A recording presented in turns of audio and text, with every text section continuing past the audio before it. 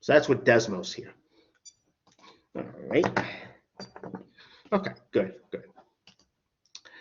Okay, so let me get back to the slides.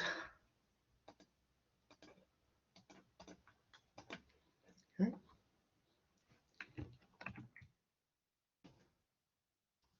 Good, good. Okay. Okay, so here's another, wait, is this, no, this is what we just saw. Sorry. Here we go, this is what I was looking for. Okay, so now, let's look at another example. Suppose we have a lottery, okay? And yeah, and a lottery, right? This lottery has players. They have to choose 6 different numbers in any order from 1 to 53 inclusive, meaning 1 and 53 are possible choices. Okay. But how many different sets of 6 numbers though can be chosen? Again, so basically, if you're choosing 6 different numbers in any order from 1 to 53, right? And 1 and 53 are possibilities. How many different sets of 6 numbers can be chosen? Well, again, notice that repetition is not allowed here. Now, how do I know that? Well, let me get the laser thing. How do I know that? Because different, right? They have to be different numbers. Not only that, okay? Not only that, but repetition's not, excuse me, order does not matter because we said in any order. What does that tell us? Combinations. So we're going to use combinations here, okay? So we have C, we have 53 numbers, we're choosing 6 of them, right? We're basically arranging 6 numbers. So what would that be?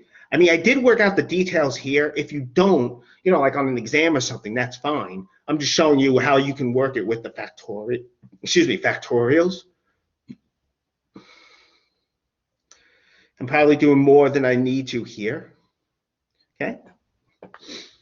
Right, again, all I'm doing here is you have 53 factorial, 53 minus 6, that's 47 factorial, 6 factorial. From an early, I think it was from the last lecture, if I remember correctly, when you have a number like 53 or n factorial, that's better. N factorial, that's equal to n times n minus 1 factorial. So in other words, 53 factorial, I'm using that a few times. You get 53 times 52 times 51 and so on, up to 47 factorial. I mean, you could work everything out, but it's going to be a lot worse than this. But then you could just cancel. I mean, again, this is probably more than I need to do. But basically, we end up getting this. But if you did just use Desmos, that's fine. Let me actually do that. Let me get the Desmos actually, just to illustrate. So I had to go back and forth like this. All right, so we're back in Desmos, okay? So let me clear that.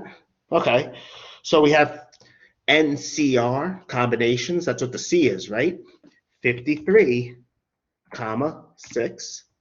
Then actually we don't have to close parentheses because we have it already, but we have the 22,957,480. So we have 22,957,480 possibilities. All right.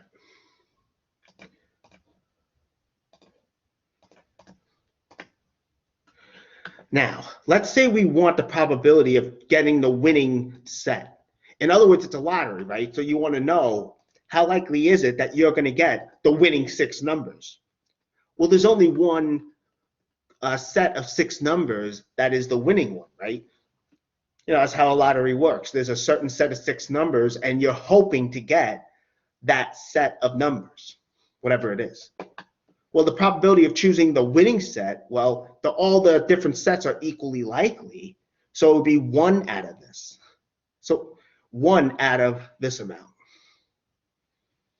which is equal to this. You know, that's how lotteries work. I mean, the actual lottery that's in our society, I don't know if it's exactly like this. I think if they use more numbers, I think.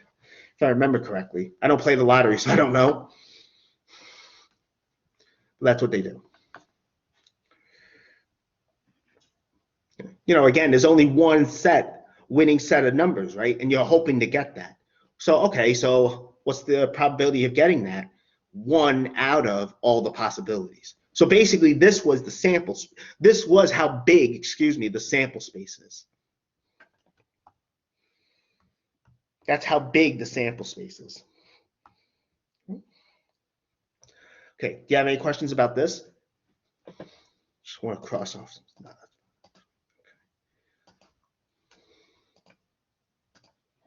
All right, this one here, I want everyone to try, you know, for about 5 or 6 minutes. Then we'll do it together, okay? All right, so let me stop the recording.